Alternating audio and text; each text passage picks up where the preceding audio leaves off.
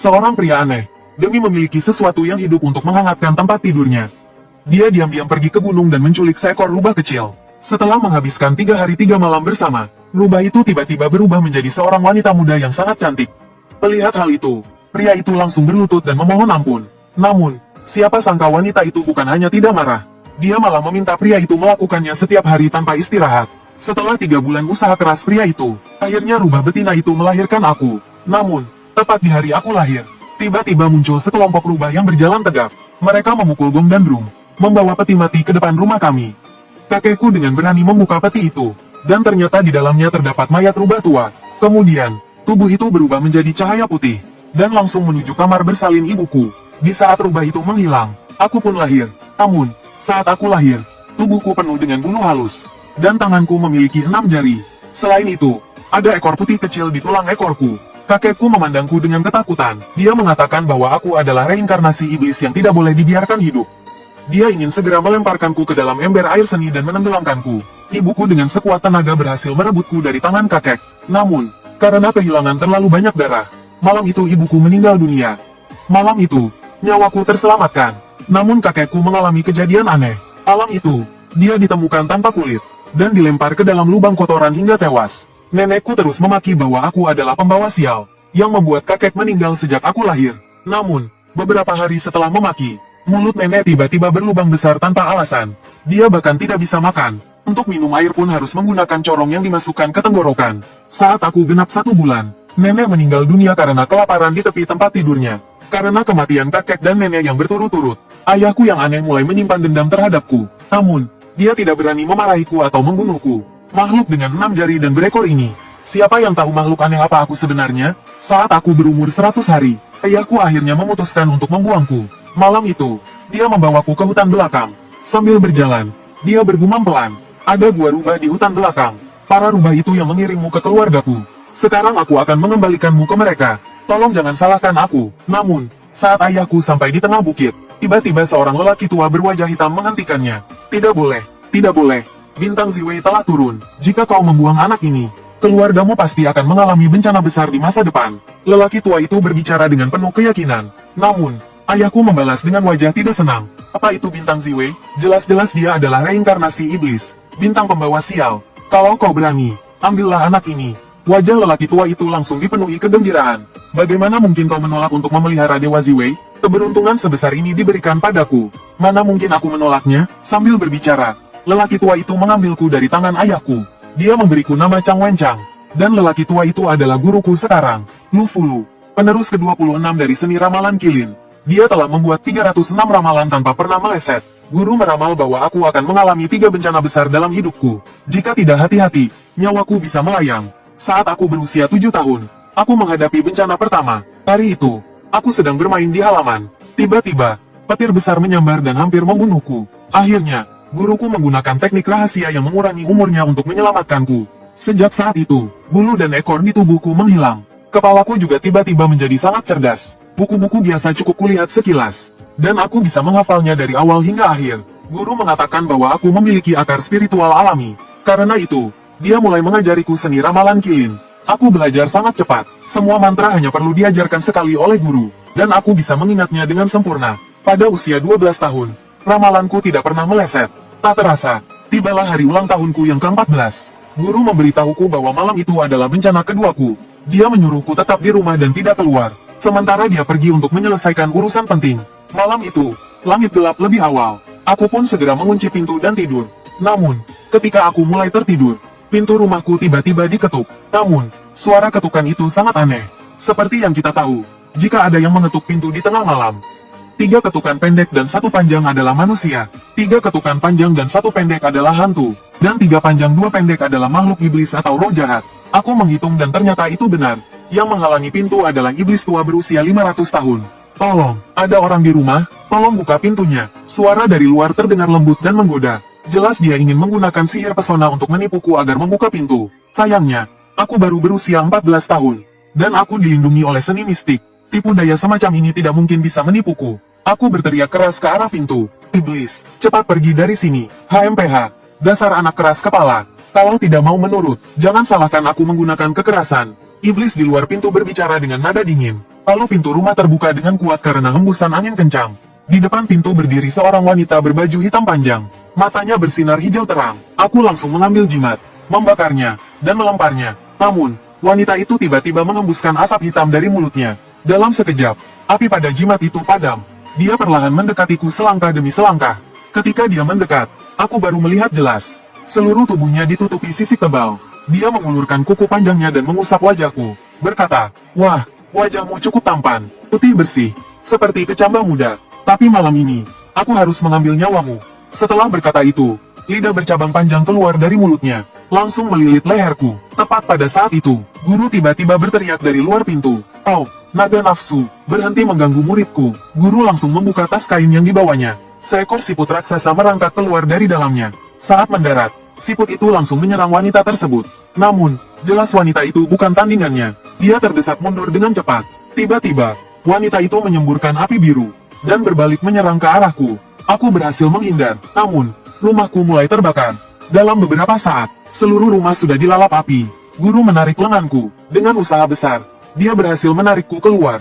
Aku dan guru berdiri di halaman, menatap api yang menyala-nyala dari rumah. Cahaya api menerangi malam seperti siang hari. Di bawah terang cahaya api itu, aku melihat sesuatu di dalam rumah semakin besar, hingga akhirnya ukurannya menembus atap rumah. Dengan cakar-cakar yang menutupi tubuhnya, dia memeluk erat wanita iblis itu. Kemudian dia membuka mulut besar berlumuran darah, dan menggigit putus leher iblis tersebut. Saat itu, guruku berbalik dan berkata padaku, "Iblis itu adalah naga betina. Tabiat naga sangat nafsu, biasanya tinggal di bawah air, tapi mulutnya bisa menyemburkan api. Naga ini telah berlatih selama 500 tahun tetapi belum bisa menembus tingkatannya.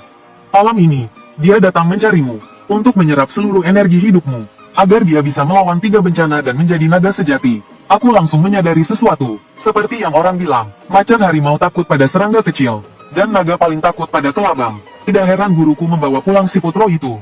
Namun, tidak ada keuntungan yang datang dengan gratis. Setelah siput roh itu mengalahkan naga, guruku mencabut tulang sucinya, dan memberikannya kepada siput tersebut. Tulang suci itu menyimpan seluruh kekuatan hidup guruku. Begitu dia menyerahkannya, seluruh kekuatan spiritual guruku lenyap. Saat tulang suci itu dicabut, rambut di pelipis guruku langsung memutih. Wajahnya penuh keriput, dia tampak seperti menua puluhan tahun dalam semalam. Keesokan harinya, setelah rumah terbakar habis, guruku mengumumkan bahwa dia hanya memiliki 3 ramalan terakhir, dan dia ingin memberikannya kepada orang yang berjodoh. Sejak hari itu, mobil-mobil mewah mulai berbaris panjang di desa kami. Para pengusaha kaya, pejabat tinggi, semuanya datang memberikan hadiah kepada kami. Guruku akhirnya memilih 3 orang pria bermarga Chen, dan Fang.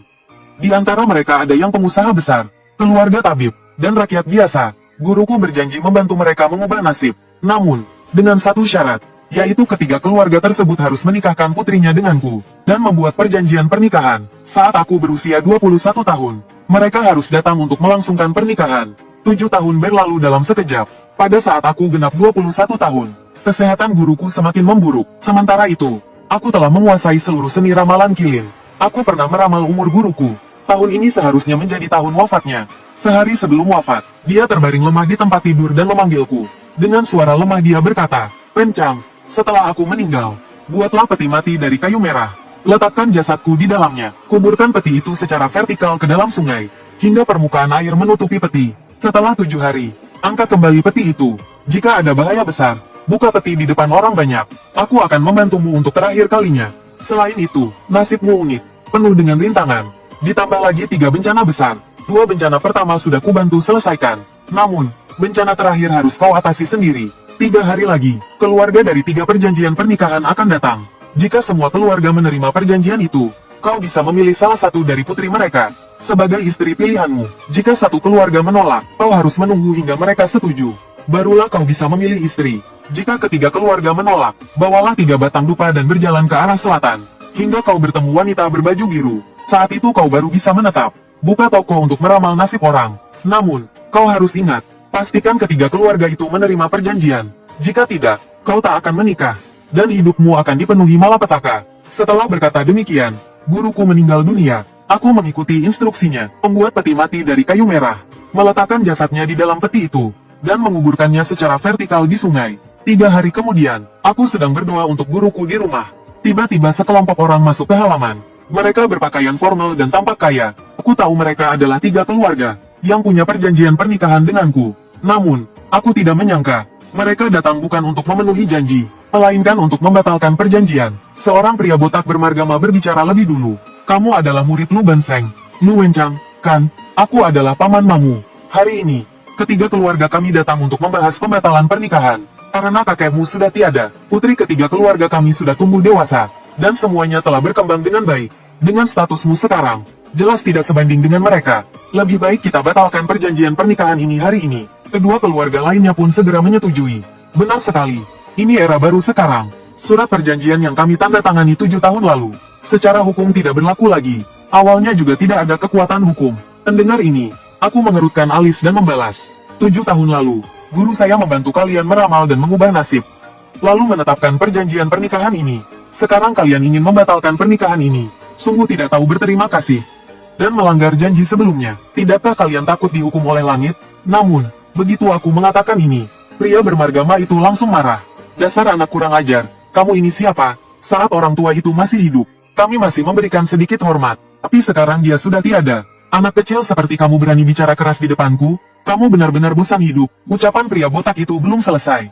Tiba-tiba seorang pria besar dengan gaya kasar masuk ke dalam. Dia langsung menendang pria botak bermargama hingga terjatuh. Lalu dengan marah menunjuk keluarga ketiga pihak itu dan berkata, hari ini, siapapun yang berani membatalkan pernikahan ini, aku akan mematahkan lehernya. Pria kasar itu melirik aula tempat Abu Guru disemayamkan. Kalian, manusia tak tahu malu. 7 tahun lalu, Guru Lu menggunakan darah dan nyawanya untuk mengubah nasib ketiga keluarga kalian. Kalian sangat senang dan berebut menandatangani perjanjian itu. Namun sekarang, begitu Guru meninggal, kalian ingin melanggar janji. Benarkah kalian pikir keluarga Lu Wenchang ini tidak ada yang melindungi? Hari ini aku ada di sini. Aku ingin melihat siapa yang berani mengingkari janji. Awalnya aku pikir situasinya buntu. Namun, aku tidak menyangka. Tiba-tiba muncul penyelamat tak terduga ini. Aku mendekat, memberi hormat, dan bertanya dengan sopan. Bolehkah saya tahu nama dan kehormatan Anda, pahlawan? Apakah Anda mengenal baik dengan guru saya? Pria kasar itu mengayunkan tangannya dengan bangga. Aku, Mao Laosan, tidak pernah menyembunyikan namaku. Mao Laosan adalah namaku. Mao, dasar omong kosong. Sebelum Mao Laosan selesai berbicara, pria botak langsung menyela dengan sumpah serapah. Kamu ini siapa berani bicara besar seperti itu? Seorang pengemis busuk malah berani mencampuri urusan keluarga Ma. Hari ini, aku, Ma Tianfeng, pasti akan membatalkan pernikahan ini. Sambil berbicara, Ma Tianfeng memanggil istri dan putrinya untuk pergi. Namun, Mao Laosan tiba-tiba melompat ke depan. Dia menangkap leher Ma Tianfeng dan mengangkat pria gemuk seberat lebih dari 200 jin itu dengan satu tangan. Kemudian dia menyeringai sambil berkata kepadaku, keponakan besar, pilihlah salah satu dari 3 gadis ini sesukamu. Kalau ada yang tidak setuju, aku akan mengikatnya dan membawanya ke kamar pengantin untukmu. Setelah berbicara, dia membanting Ma Tianfeng dengan keras ke tanah, memaksakan kehendak. Ini benar-benar melanggar adat istiadat. Aku masih ragu dalam hati. Tiba-tiba, putri Ma Tianfeng, Ma Xiran, berdiri dan berkata, Lu Wenchang itu hampir mati. Siapapun yang menikah dengannya akan sial besar. Kau memaksa kami menjadi janda muda. Mendengar ini, Mao Laosan langsung melotot. Anak perempuan kurang ajar. Apa yang kau katakan? Saat ini, Ma Xiran menunjuk ke arahku dan berkata, Lu Wenchang, keluarga kami tahu kau memiliki 3 bencana dalam takdirmu. Setiap 7 tahun akan ada 1 bencana. 4 hari lagi adalah bencana ketigamu. Dulu, gurumu melindungimu, tapi sekarang gurumu sudah tiada. Siapa yang bisa melindungimu? Jadi, 4 hari lagi, kau pasti akan mati. Tentu saja kami tidak ingin menikahi pria yang berumur pendek. Mendengar ini, aku pun merasa marah. Mereka ini jelas-jelas mencoba menyepelekan aku. Jika kalian semua yakin aku akan mati dalam 4 hari, mengapa kita tidak membuat taruhan? Kita taruhan. 4 hari lagi, aku bisa melewati bencana ketiga ini atau tidak. Jika 4 hari lagi aku masih hidup, mohon kepada 3 keluarga kalian untuk menepati janji sebelumnya. Jika aku mati, maka urusan pernikahan atau pemakaman putri kalian di masa depan tidak akan ada hubungannya denganku. Beberapa keluarga jelas tidak menyangka aku akan mengatakan ini. Mereka terkejut sesaat, kemudian mereka tertawa terbahak-bahak dan setuju bersama. Setelah itu, sekelompok orang meninggalkan rumah dengan langkah sombong. Melihat 3 keluarga pergi satu persatu, Mao Laosan tiba-tiba mengulurkan tangan besar dan menekan keras pundakku. Mao Zhuangxi, apa yang kau lakukan? Aku terkejut hingga tubuhku gemetar. Secara refleks pundakku sedikit bergetar, dan dalam sekejap, Mao Laosan terlempar 3 meter jauhnya. Kau tenaga dalammu luar biasa. Mao Laosan memuntahkan darah segar. Ekspresinya terlihat sangat menyedihkan. Aku segera maju dan membantunya berdiri. Itu hanya refleks, sungguh. Mao Laosan baru sadar kembali. Ia menepuk-nepuk debu di tubuhnya dan tertawa besar. Kau hebat. Nak, benar-benar layak menjadi murid terakhir paman guruku. Paman guru, ku menatap Mao Laosan dengan bingung. Namun dia tidak menghiraukanku sama sekali. Dia langsung berlutut di depan altar guruku dan bersujud 3 kali. Lalu meletakkan 3 batang dupa di altar. Baru kemudian dia berbalik dan berkata kepadaku, benar, gurumu, Lu Banseng, adalah paman guruku. Dia juga penyelamat hidupku. Kedatanganku ke kaki gunung kali ini awalnya untuk membalas budi. Tapi siapa sangka aku bahkan tidak sempat bertemu dengannya untuk terakhir kalinya. Sambil berbicara, dia membuka tas tenunnya. Ternyata di dalamnya, ada sekantong ginseng liar, linzi, dan bahan obat berharga lainnya. Awalnya ini semua untuk menghormati gurumu. Namun kini gurumu telah tiada. Kau adalah muridnya, jadi semua ini milikmu sekarang. Dengan wajah penuh semangat, Mao Laosan melemparkan tas itu kepadaku. Aku merasa sedikit tidak enak hati dan hendak menolak. Namun saat itu dia tiba-tiba membuka mulutnya dan tertawa besar. Aku pikir, bagaimana kalau aku tinggal bersamamu mulai sekarang? Rumah ini sudah ada, bukan? Aku bisa membantu membersihkan rumah dan memasak juga. Selesai. Ternyata dia ingin menggunakan alasan membalas budi untuk tinggal di rumah guruku dan menikmati hidupnya. Namun setelah aku melihat wajahnya, dia adalah orang yang setia, berani, dan agak sederhana. Ditambah lagi 3 hari kemudian adalah hari ke-7 guru. Kebetulan membutuhkan bantuan, aku akhirnya setuju membiarkan Mao Laosan tinggal. Secara silsilah, aku seharusnya memanggilnya kakak seperguruan. Namun karena usianya jauh lebih tua dariku, aku memanggilnya Paman Mao, dan dia memanggilku Wenchang. Tiba di hari ke-7 guru, aku menyewa truk dari kota, termasuk sopir dan beberapa pekerja bangunan. Paman Mao yang pandai berenang, bertugas turun ke sungai untuk mengikat tali pada peti mati. Kemudian hanya perlu menarik peti mati guru ke darat dengan truk. Awalnya semuanya berjalan lancar, namun saat peti mati guru diangkat ke daratan, para pekerja tiba-tiba berteriak panik. Ada ular, banyak ular. Aku dan Paman Mao baru menyadarinya. Di atas peti mati guru ternyata melingkar beberapa ular berbunga hijau. Setelah dihitung, jumlahnya ada 9 ekor. Paman Mao langsung menggerutu dengan suara besar. Tadi waktu aku di dalam air mengikat tali, kenapa aku tidak melihat ular sebanyak ini? Dia mengambil tongkat untuk mengusir ular-ular itu. Tunggu, jangan usir ular-ular itu.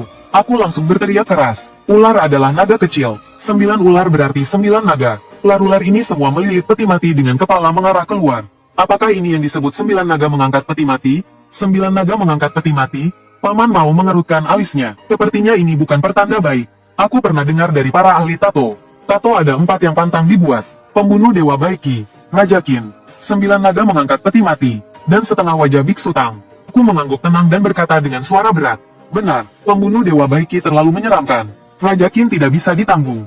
9 naga mengangkat peti mati penuh bencana. Setengah wajah Biksu Tang membawa kemalangan. Fenomena aneh seperti ini, mungkin guru mengalami masalah dalam peti mati. Paman Mao menggaruk kepalanya dan bertanya, sudah di dalam peti mati, apa masalahnya? Apakah mungkin bertemu pencuri makam bawah air? Aku menggelengkan kepala pelan. Aku tidak tahu. Hal tentang guru bahkan aku tidak bisa menerka. Lalu, bagaimana dengan ular-ular ini? Paman Mao mulai tampak cemas. Tidak apa-apa, 9 naga mengangkat peti mati memang penuh energi yin. Tapi ular air juga takut dengan sinar matahari. Aku melihat jam tangan, sekarang masih pukul 9 pagi. Hari ini cuacanya juga sangat cerah. Tidak akan lama lagi, menjelang siang ketika energi matahari kuat, ular-ular ini akan pergi dengan sendirinya. Aku membayar para pekerja dan menyuruh mereka pulang. Kemudian aku dan Paman Mao duduk menjaga peti mati guru di tepi sungai. Sekitar 2 jam kemudian, ketika matahari sedang terik-teriknya, ular-ular air di peti mati mulai pergi satu persatu. Aku dan Paman Mao kemudian membawa peti mati guru kembali ke rumah. Lalu menaruh tempat dupa di depannya, dan menyalakan 3 batang dupa di dalamnya. Setelah semuanya selesai, aku berdiri di depan peti mati guru sambil merenung. Karena hari ini bukan hanya hari ke-7 guru, tetapi juga tengah malam nanti, adalah waktu datangnya ujian ketigaku. Tentang 3 ujian ini, aku hanya tahu 2 ujian sebelumnya. Ujian pertama adalah petir surgawi saat aku berumur 7 tahun. Ujian kedua adalah api sejati dari naga betina. Tapi apa sebenarnya ujian cahaya yang menjadi ujian ketigaku ini? Aku sama sekali tidak tahu. Sekitar 20 menit kemudian, 3 batang dupa yang terbakar di tempat dupa guru habis. Paman Mao menunjuk tempat dupa sambil mengeluh. Wenchang, dupa ini terbakar menjadi 1 panjang 2 pendek. Itu bukan pertanda baik, kata orang tua dulu. Tubuh 3 panjang 2 pendek. Dupa 2 pendek 1 panjang. Pertanda dupa seperti ini, jelas menunjukkan bahwa sesuatu yang buruk akan terjadi. Ditambah lagi mata kananku terus berkedut sepanjang hari ini. Hatiku juga merasa gelisah. Apakah benar malam ini ujian ketiga akan benar-benar mengancam nyawaku? Seiring waktu berlalu perlahan, malam telah tiba. Aku dan Paman Mao tidak berani tidur. Kami memperhatikan jarum jam berputar berulang kali. Tepat ketika jarum jam dan menit bertemu, Tepat pukul 12 tengah malam, tiba-tiba terdengar ledakan keras, mengguncang seluruh halaman rumah kami. Segera setelah itu, bau amis yang luar biasa busuk menyeruak dan memenuhi hidungku. Paman Mao langsung melompat dari kursinya. Aduh, gempa ya tadi, kenapa suaranya besar banget? Aku mengerutkan alis dan berkata, suaranya berasal dari depan pintu. Ayo kita keluar lihat. Ku dan Paman Mao membawa lampu minyak keluar dari halaman. Melihat sebuah peti batu besar, dibaringkan lurus di depan pintu rumahku. Peti mati di depan pintu, itu kutukan supaya seluruh keluarga mati. Dengan posisi seperti itu, jelas ini adalah kutukan agar keluarga kami musnah. Paman Mao mengitari peti mati batu itu dan mengamatinya. Lalu dia mengerutkan alis dan berkata, lihat ukiran dan gaya pada peti mati ini. Sepertinya ini dari dinasti Tang. Mendengar ucapan Paman Mao, tiba-tiba aku teringat sesuatu. Makam Putri Pingzhao. Paman Mao memandangku dengan bingung. Makam Putri Pingzhao, aku juga tidak tahu bagaimana menjelaskannya. Makam Putri Pingzhao adalah objek wisata terkenal di daerah kami. Katanya, yang dimakamkan di dalamnya adalah putri ketiga Kaisar Tang Gaozu, Putri Pingzhao. Putri ini sangat menyukai berkuda dan memanah. Bahkan membentuk pasukan wanita, sangat disayangi oleh Gaozu. Lalu pada tahun ke-6 era Wude, Putri Pingzhao wafat. Dinasti Tang bahkan menguburnya dengan upacara militer. Ini adalah satu-satunya perempuan dalam sejarah Tiongkok 5000 tahun, yang diarak oleh pasukan militer dalam upacara pemakaman. Ketika aku baru saja memikirkan ini, peti batu di depan kami tiba-tiba terbuka dengan suara keras. Lalu seorang hantu wanita dengan baju mewah dan baju zirah bangkit berdiri dari dalam peti. Pada saat yang sama, asap hitam pekat mulai menyebar dari tanah. Lalu muncul pasukan hantu dinasti Tang dari bawah tanah. Mereka mengenakan zirah bercahaya yang megah, berdiri tegak dengan penuh kewibawaan. Cahaya dari zirah terang, tubuhku tiba-tiba gemetar. Ternyata ujian ketiga dalam hidupku adalah Putri Pingzhao memimpin 800 pasukan hantu ke hadapanku. Ketika semua prajurit telah berbaris rapi, Putri Pingzhao tiba-tiba melesat ke udara. Sambil memegang tombak panjang, dia menatapku dengan ganas. Kalian para bajingan, apakah kalian yang ingin menghancurkan dinasti Tangku? Paman Mao tertegun oleh pertanyaan hantu sang putri. Apa maksudnya? Mendengar ini, pikiranku mulai bekerja dengan cepat. Jangan-jangan dia mengira aku adalah pemberontak dinasti Tang. Memikirkan ini, aku langsung berlutut dengan satu kaki dan merapatkan tangan. Putri, mohon jangan salah paham. Kami hanyalah rakyat biasa, tidak pernah punya niat memberontak, apalagi memiliki pikiran untuk mengkhianati.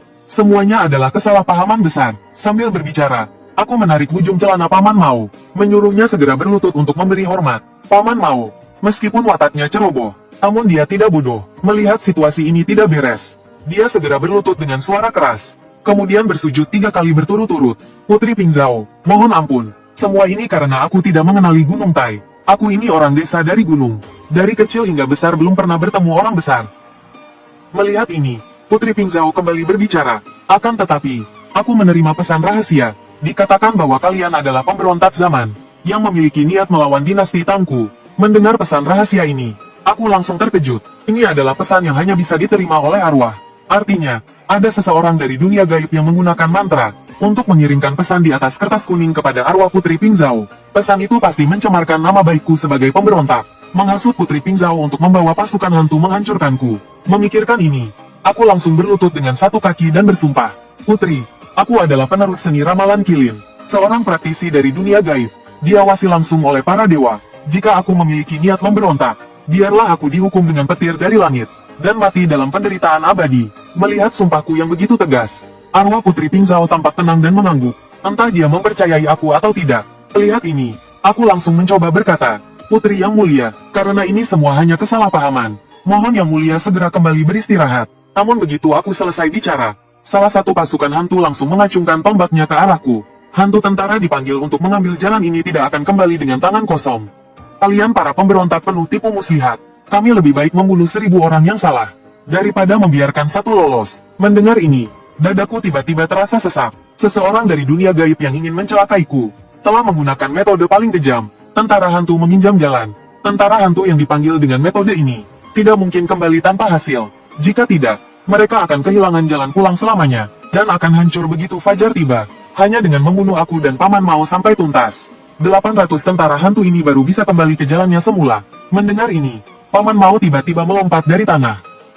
Sialan, hari ini kita harus bertarung sampai mati. Sambil berbicara, Paman Mao langsung mengambil seikat jimat dan berlari ke arah mereka. Tapi tidak lama kemudian, dia kembali sambil memegang kepalanya, menangis keras. Habislah, mereka terlalu kuat. Hari ini kita pasti akan kalah di sini. Melihat 800 tentara hantu mendekati kami perlahan, aku tiba-tiba teringat peringatan dari guruku sebelum meninggal. Jika menghadapi keadaan darurat, dia memintaku untuk membuka peti matinya. Guru akan membantuku untuk terakhir kalinya. Memikirkan ini, aku langsung meminta Paman Mao membuka peti. Aku akan mencoba menahan tentara hantu sementara. Mendengar ini, Paman Mao langsung lari ke halaman. Aku berusaha bertahan selama beberapa menit, tapi seperti Paman Mao sebelumnya, aku juga dipukul habis-habisan, seperti seekor tikus lari terbirit-birit. Sambil berlari, aku berteriak keras, "Paman Mao, kau bisa tidak? Aku hampir mati oleh mereka." Paman Mao, yang berbaring di peti mati, berkata dengan mulut penuh darah. "Diam, tinggal satu paku terakhir." Ternyata Paman Mao tidak sempat mencari alat, karena menghormati guru. Dia tidak mau merusak peti mati. Dia malah menggigit peti mati dengan giginya. Pada saat itu, Putri Pingzhao berbicara perlahan. "Aku juga tidak ingin membunuh kalian sampai tuntas. Tetapi dengan tentara hantu yang meminjam jalan ini, kalian harus mati. 800 tentara hantu di bawah perintahku akan hancur menjadi debu. Aku menyarankan kau mengakhiri hidupmu sendiri." Mereka memaksaku untuk bunuh diri. Sungguh terlalu. Aku menarik napas dalam-dalam dan berlari sekuat tenaga. Ketika kedua kakiku melangkah masuk ke halaman, aku melihat Paman Mao mengerahkan seluruh tenaganya. Penutup peti mati terlempar ke tanah. Namun, saat Paman Mao melihat isi peti mati, dia tiba-tiba tertegun di tempat. Melihat itu, aku segera berlari ke depan, membungkuk dan melihat ke dalam peti mati. Ternyata, tidak ada jasad guruku di dalamnya. Sebagai gantinya, ada sebuah mutiara merah terang. Di mana tubuh guru? Paman Mao akhirnya bertanya dengan terbata-bata. Melihat mutiara itu, hatiku terasa sangat berat. Aku tidak menyangka guruku menenggelamkan tubuhnya ke sungai, untuk memberi makan kehidupan di dalam air. Menggunakan tubuhnya untuk memberi makan makhluk sungai. Meskipun tubuhnya tak utuh lagi, tapi bagian tubuh dan tulangnya yang dimakan makhluk sungai itu, pada akhirnya, membentuk mutiara merah terang yang disebut relik daging nirvana. Inilah harta terakhir yang ditinggalkan guruku untukku. Aku segera membawa mutiara itu dan berteriak kepada Putri Pingzhao. "Putri, aku punya cara untuk memecahkan masalah tentara hantu meminjam jalan. Ini adalah relik suci tertinggi, relik daging nirvana. Aku bersedia membantu Putri menjadi suci, dan membantu 800 tentara hantu masuk kembali ke siklus